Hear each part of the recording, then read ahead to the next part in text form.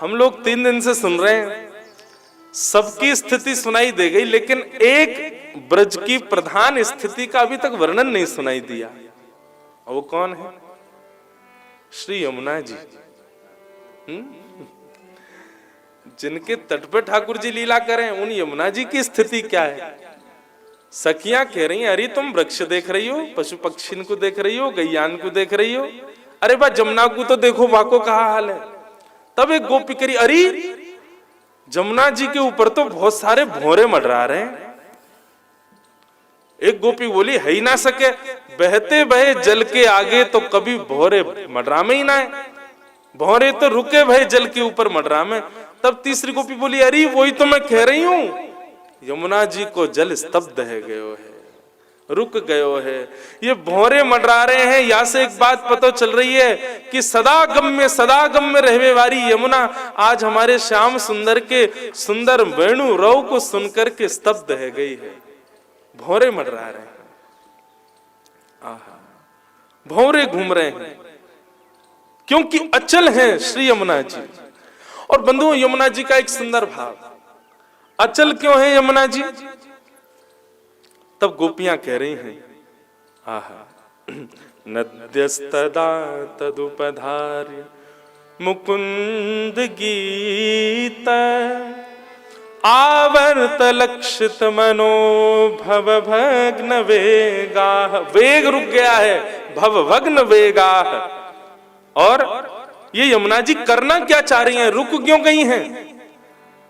तब गोपियां कहती हैं, बोले अरे सखी, मुझको तो कछु दिख रहा है। बोले कहा दिख रहा है? बोले जितने भी पूर्व की स्थिति हमने अभी अभी देखी है, ये सब अपने अपने भाव जाकर के श्री यमुना जी को ही तो दे रहे हैं। बोले जैसे? बोले पहली स्थिति वृक्षण की, तो वृक्ष अपने ऊपर प्रकट होने वाले जितने भी पुष्प हैं, उन समस्त पुष्पन को झाड़ रहे हैं श्री यमुना जी में। दूसरी स्थिति किसकी? बोले दूसरी स्थिति है मृगसार, इन मृगनियों की। ये मृगनियां क्या कर रही हैं?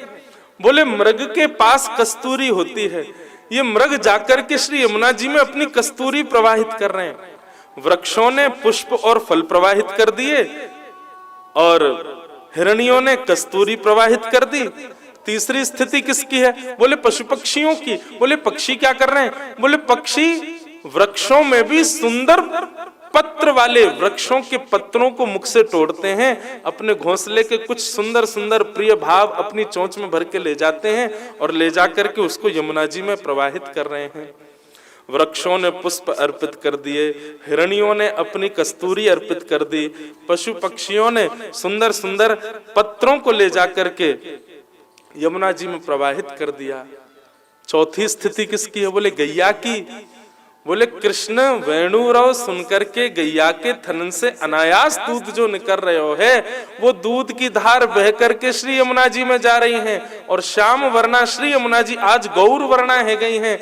मानो ऐसा लग रहा है दूध प्रवेश करते ही श्री यमुना जी श्री जी के रूप में प्रकट है गई हैं। वृक्षन ने पुष्प से उनको श्रृंगार कर दिया है, पशु पक्षी ने जाकर के सुंदर सुंदर पत्रावली उनको बना दी है, और महाराज श्रृंगार करके इन हिरणीन ने अपने कस्तूरी इत्र से मानो श्री जी को श्रृंगार करके उनको सुगंधित कर दिया है।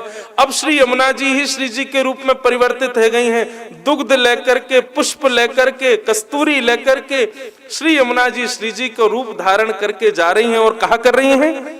बोले आलिंगनस्थ गितमूर्म भुजैर्मुरारे, आलिंगनस्थ गितमूर्भिमुजैर्मुरारे। श्री यमुना जी जाकर के ठाकुर जी का आलिंगन कर रही हैं। आलिंगन कैसे कर रही हैं? अरे यमुना आलिंगन करेगी तो बाढ़ आ जाएगी, अरे यमुना आलिंगन करेगी तो श्री वृंदावन डूब जाएगा। ये यमुना आलिंगन कैसे कर रही है? बोले अरे सखी, आलिंगन मुरारी को नहीं कर रही है। ठाकुर जी एक कदम वृक्ष के नीचे अपने पांव लटका के बैठे हैं, तो श्री यमुना जी उनके चरणन को आलिंगन कर रही है। और केवल यमुना जी नहीं, यमुना जी में आए भय कस्तूरी यानी कि हिरण भी आलिंगन कर रहे हैं। यमुना में आए भय वे पुष्प यानी कि वृक्ष भी आलिंगन कर रहे हैं। यमुना में आए भय वे पत्र यानी कि पशु पक्षी भी आलिंगन कर रहे हैं।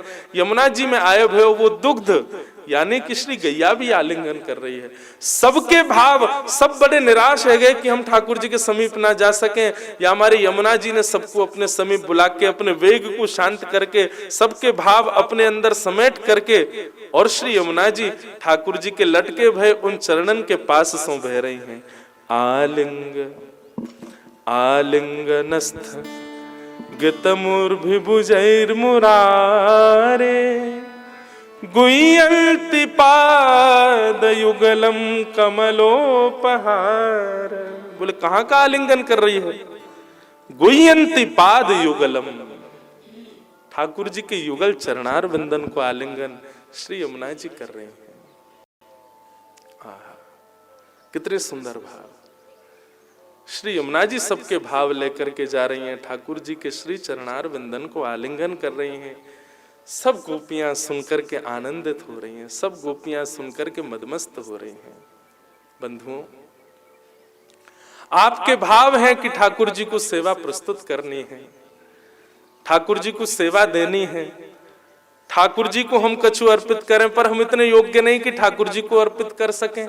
तो कहा करें, हमारी इतनी क्षमता नहीं कि ठाकुर जी स्वीकार करें।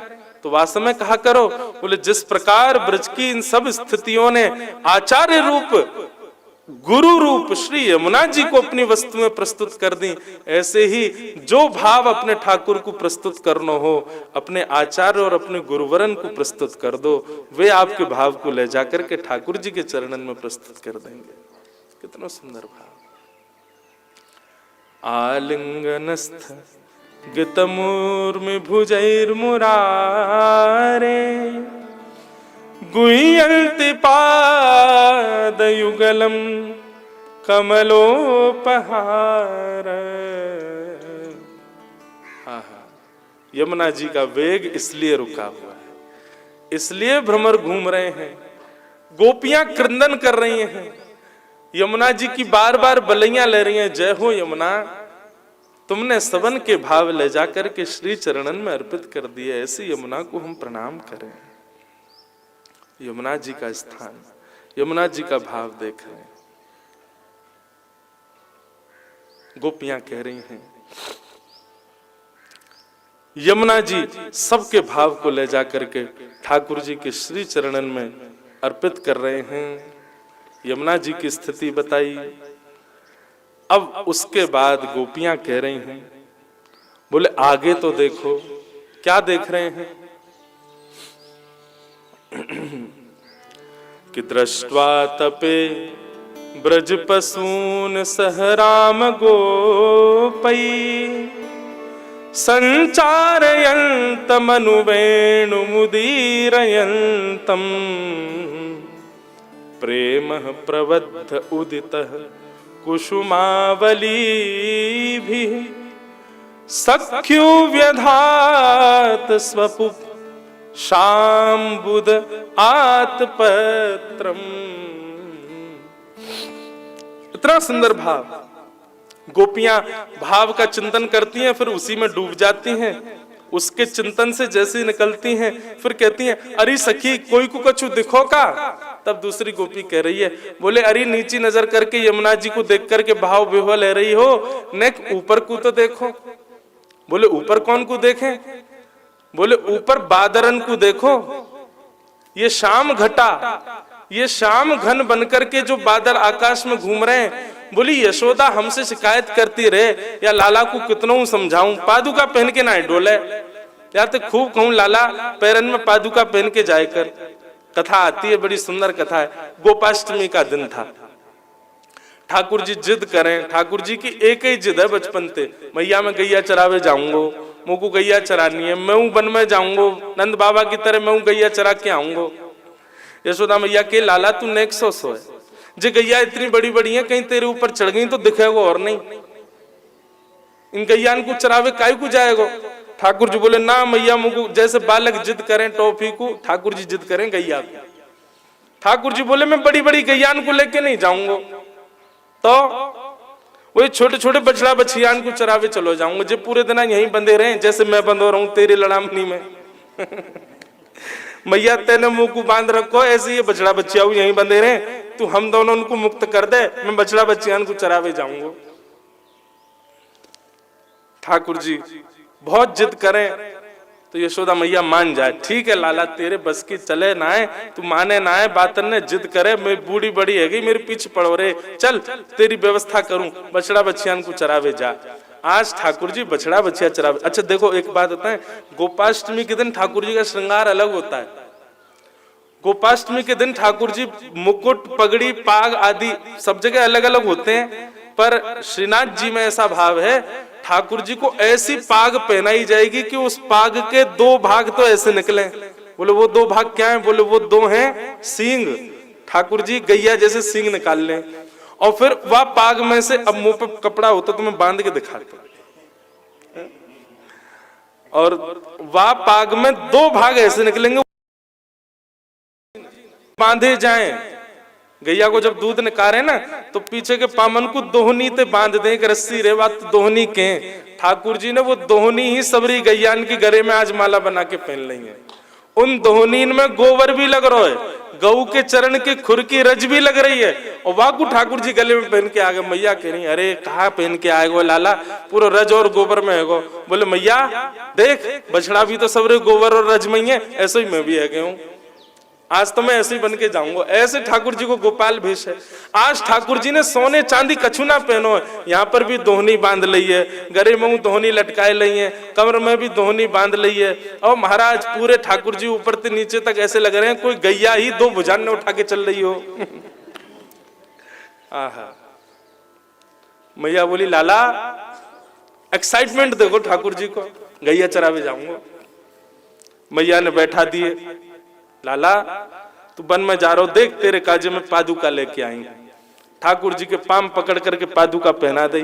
ठाकुर जी ने जैसी पादुका पहनी, पादुका पहन के लाल जी बोले मैया जे कहा है? बोले जे पादुका है लाला, इनको पहन करके तू वन में जाएगो तो को कांटे ना लगेंगे, निष्ठुर पत्थर तेरे मेरो नेक ससो लाला, कोमल से आके चरण हैं, उन चरणन में कोई क्षोभ ना होगो, इन पादुकान को पहन के जा।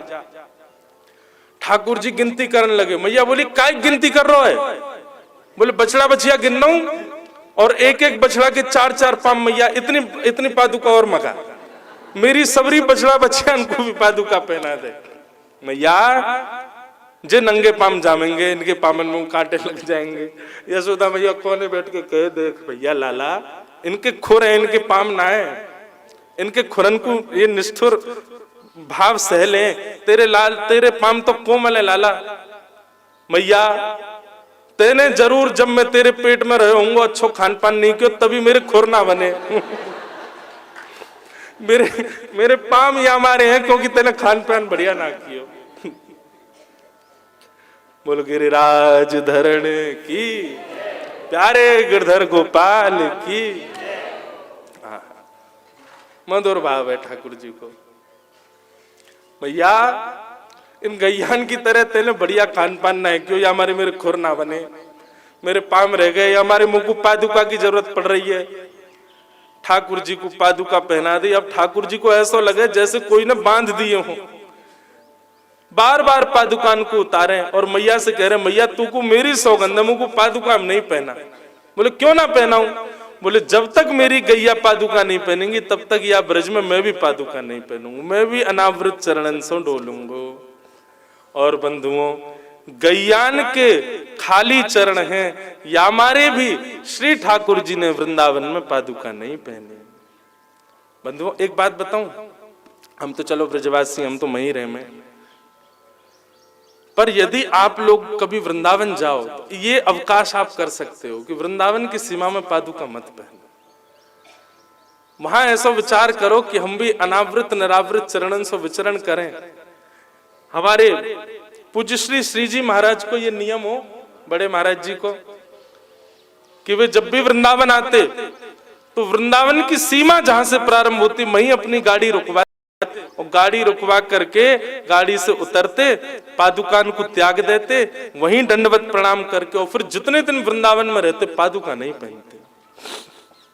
हम इतना तो नियम कर ही सके।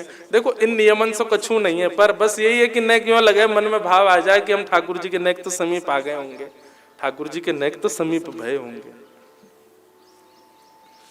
आहा, तो ठाकुर जी पादुका नहीं पहनते। अब यशोदा मैया को बड़ी चिंता होती है, बोले लाला वन में जावे, चलो कांटे तो मधुमंगल श्रीदामा बचा लेते होंगे, निष्ठुर स्थान थे तो गैया आदि सब ठाकुर जी की रक्षा कर लेती होंगी, लेकिन यह धूप को कहा, ये तो ऐसी प्रकाशित होती होगी, और ठाकुर जी दोपहर में ही जामे, ये दोपहर राजभोग के बाद ही जाते, वह समय तो पृथ्वी खूब उष्ण होवे, खूब गर्म होवे। ऐसा नहीं है बंधुओं ठाकुर जी के पाम में छाले नहीं पड़े होंगे, ठाकुर जी के पाम में श्रम नहीं भयो है ठाकुर जी को भी, पर ठाकुर जी अपनी गैयान के सुख के लिए त्याग कर दें। तो आज गोपियां कह रही हैं, बोले यशोदा हमसे शिकायत करती रहे, बोले कहा करूं, ये मेरो लाला माने ही ना है, कितनों पादुका पहना दो फिर भी निरावर चरणन सो विचरण करवे जावे, परंतु अरे सखी आज भेद खुल गयो। बोले कहा भेद खुलो है? बोले दृष्टवात्पे ब्रज पसून सह राम गोपई संचारयन्तमनु वेणुमुदीरयन्तम् प्रेम प्रबद्ध उदितः कुसुमावलीभिः सख्युर्व्यधात स्वसुपुष्प पुष्पम्बुद आतपत्रम। गोपियां कहती हैं, अरे नेक नजर उठा के ऊपर तो देखो। बोले कहा देखो? बोले अरे सबरी शाम घटा, सबरे बादल कहाँ मंडरा रहे हैं? बोले वहीं मंडरा रहे हैं जहां श्री कृष्ण बैठे, और मंडरा नहीं रहे, आतपत्र, इन सबन ने छत्री को रूप धारण कर लियो। और देखो तो सही, ज्यों ज्यों कृष्ण कहीं विचरण करे, छत्री बनकर के बादल वाके ऊपर ही घूमे, कहीं श्री कृष्ण के चरणन को श्रम नहीं है। आज पता चली कि भैया ये कन्हैया नंगे पाम कैसे डोल ले इतनी गर्मी में।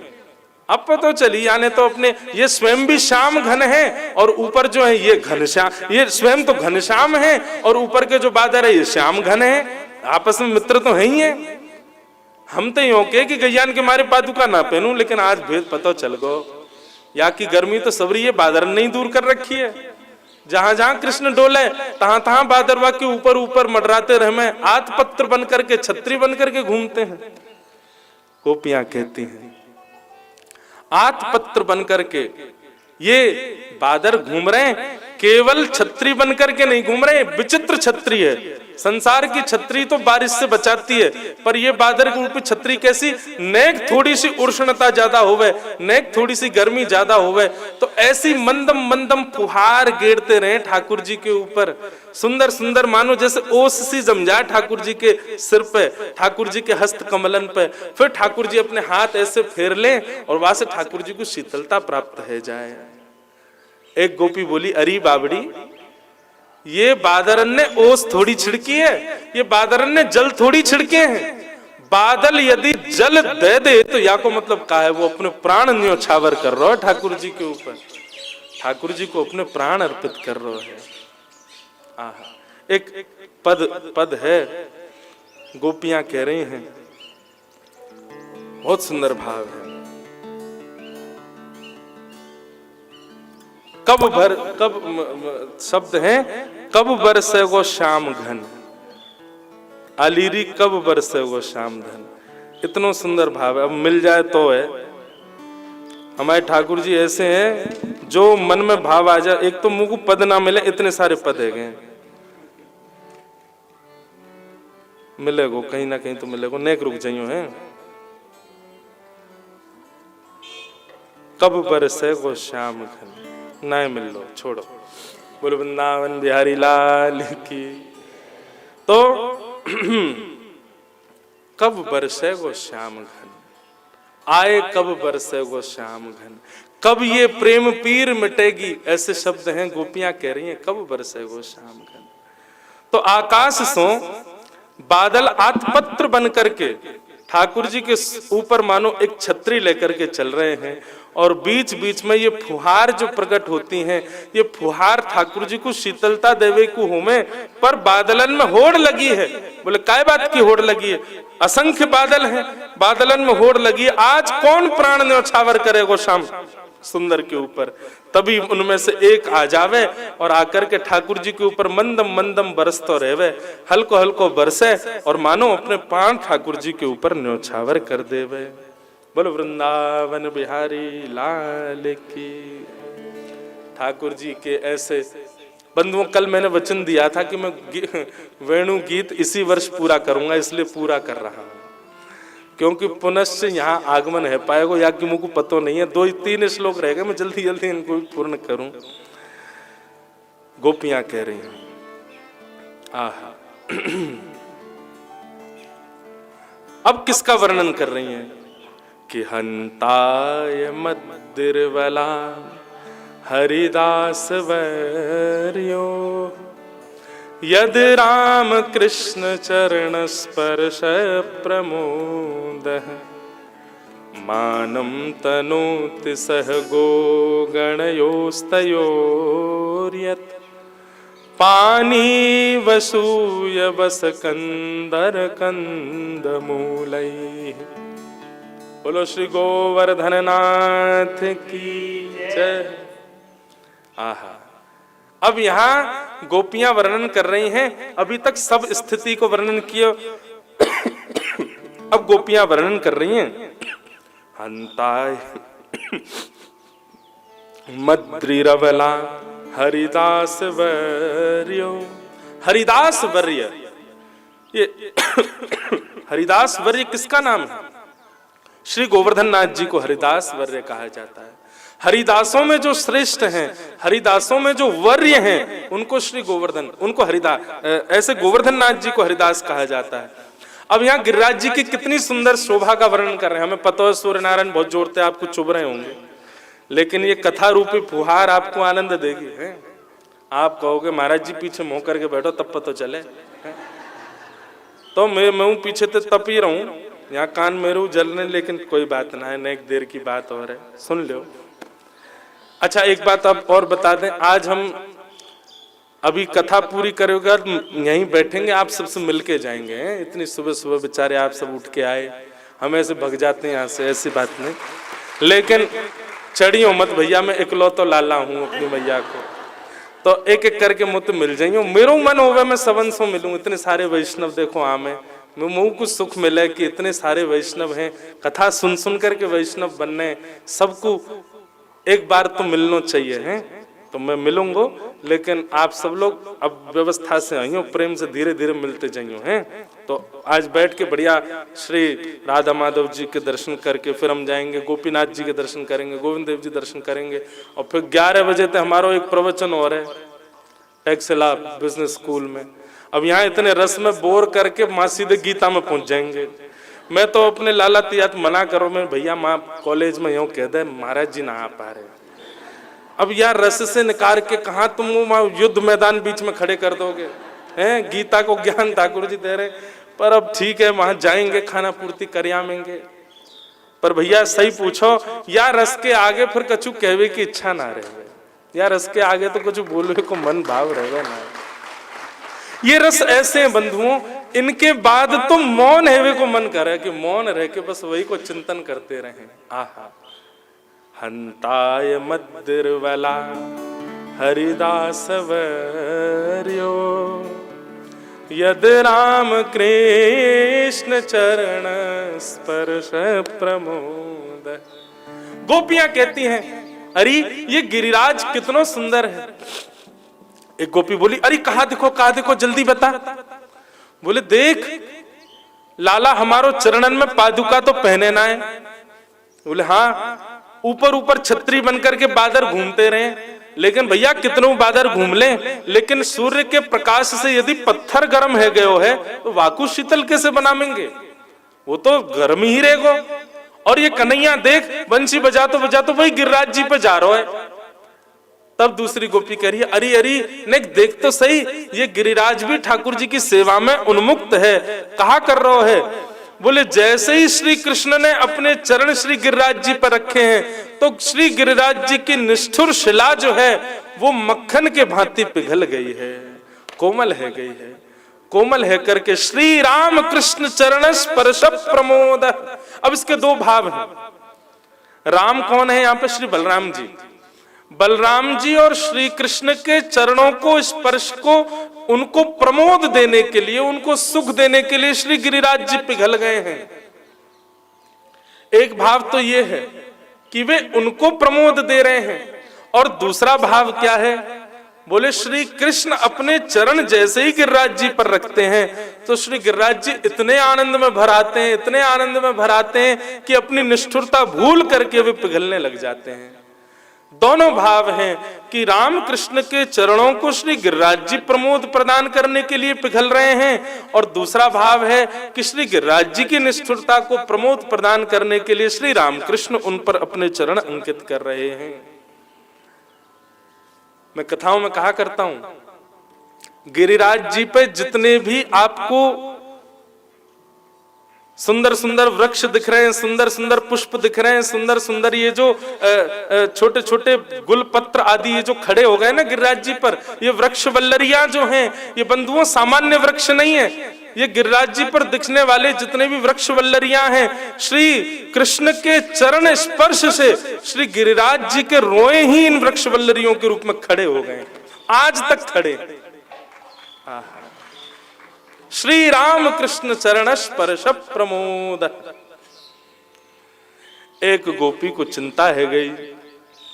एक गोपी बोली, मुझको तो बड़ी चिंता है रही है। बोले कहा? बोले कन्हैया ने एक देर और घूमता रहो तो पूरे गिरिराज जी पिघल जाएंगे। गिरिराज जी में इतने सारे गड्ढा है गए, मुझको तो भय लग रहा है गिरिराज जी तो उबड़ खाबड़ है जाएंगे, कहा होएगो। तब एक गोपी बोली, अरे तू देखना है रही है। बोले कहा? बोले जैसे ही गिरिराज जी के चरण रखते ही गिरिराज जी में गड्ढे रह जाएं, सोई कन्हैया ऊपर जाकर के मुख्य शिखर पर बैठ करके सबरे गड्ढान को देखे कि मेरे चरणन से रखवे से देखो कितने सारे गड्ढा है गए गिरिराज जी में। सोई कहा करे कन्हैया ऊपर जाकर के एक शिला पर बैठ करके अपने अधर पर वेणु को धारण करके जैसी कोमल उंगलियों से आच्छादित करके वंशी बजावे, वह वंशी को सुन करके गिरिराज जी सोई फूल जाए महाराज, और जैसे ही फूलें तो जितने गड्ढा हैं वो सब फिर से भर जाए, फिर से गिरिराज जी अपने स्वरूप में अवस्थित रह जाएं।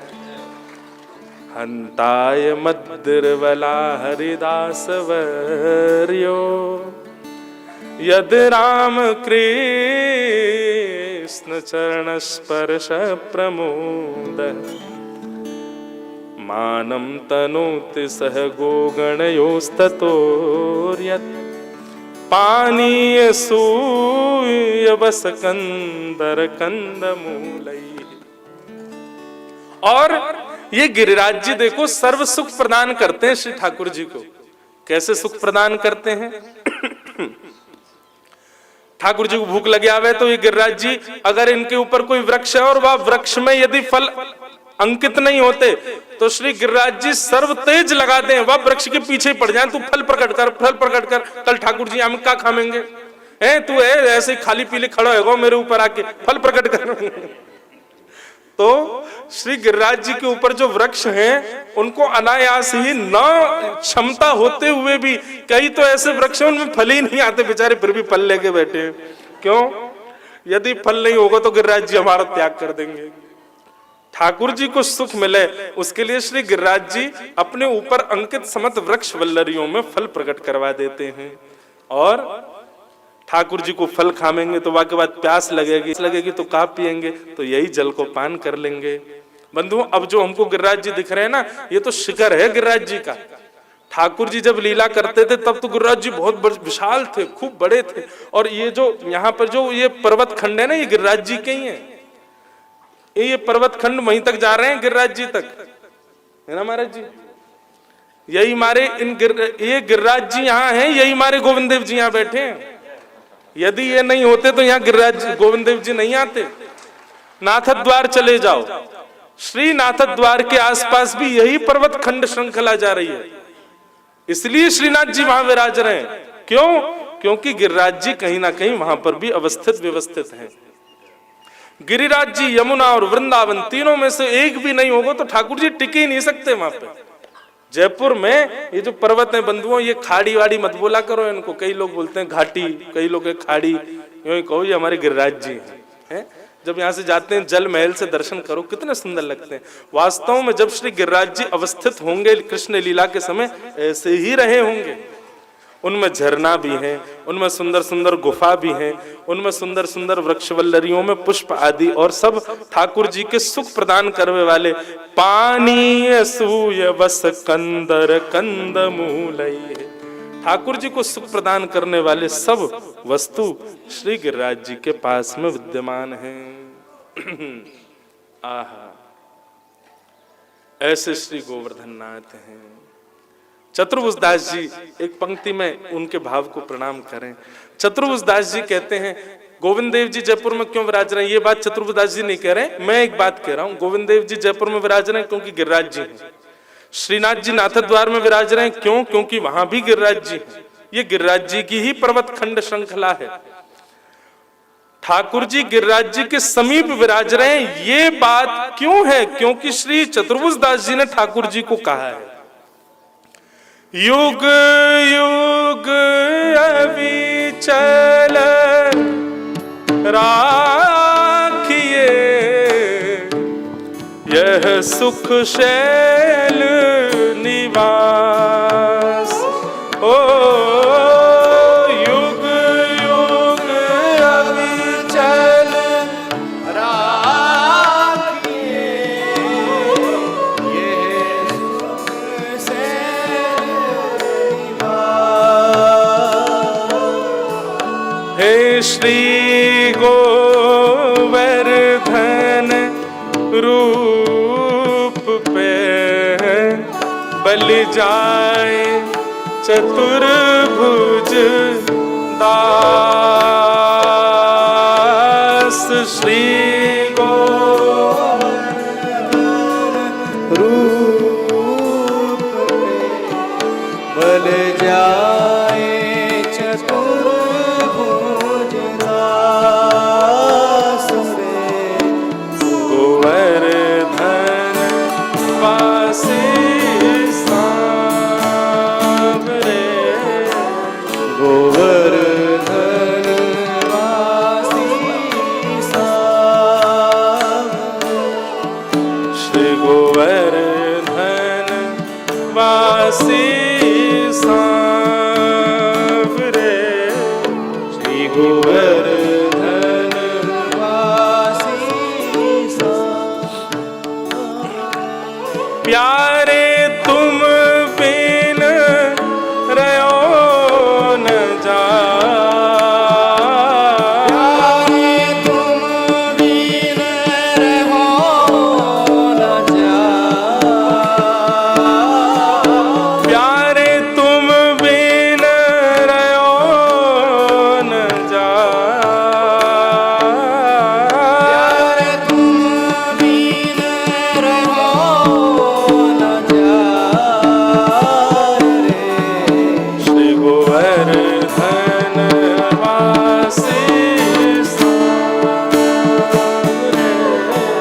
श्री गोवर्धन वासी सांवरे, श्री गोवर्धन वासी सांवरे, श्री गोवर्धन वासी सांवरे। श्री गिरिराज धरणे की, गोवर्धन नाथ की, श्याम सुंदर श्री यमुने महारानी की, पूछरी के लौटा की। प्यारे तो